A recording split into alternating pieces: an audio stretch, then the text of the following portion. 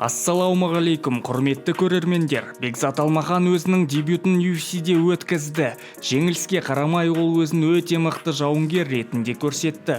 Бұл тек менің ғана ойым емес. Бұл туралы MMA саласында өте әйгілі адамдар айтып жатыр. Соның ішінде Хабиб пен Исламның бапкері өте әйгілі адам Хавьер Мендес.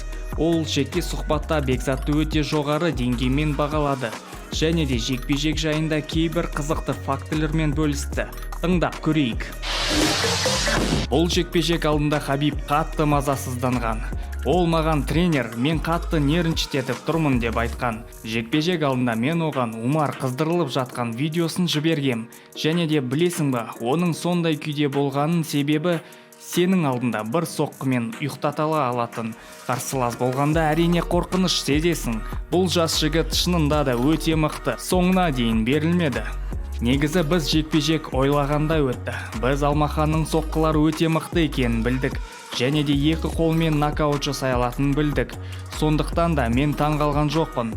Ол бір мезетте Умарды соққысымен ұстай алды. Бұл бізге жаман бітуі мүмкін болды, бірақ Умар тез есін жиып күресіп кетті да істеу керек затты істеді. Партерда контроль жасап, соққылар жасады. Күресі Умардың әкесі айтқан тактикасы болды. Біз Умардың күресі мен партері мықтырақ екенін білдік, және де соны барынша қолдануға тырыстық. Ал стойкада ол кикбоксинг дистанциясында тұрды. Ең қызықтысы партерді Бекзат Умарға бір нәрсе айтып жатты. Сосын Умардан ол не сұрап жатты деп айтсам, ол біз стойкаға тұрайық деп айтыпты. Оған Умар жоқ, оданша партерді бола берейік деп жауап қайтарды. Адамдар әртүрлі нәрселер айта береді, бірақ шындығында да Умар өте мықты оппонентті жеңді.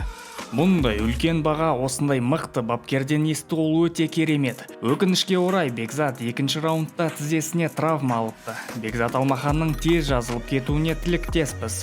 Видеоны соңына дейін қараған үшін көп рахмет. Барлығыңызға сәттілік.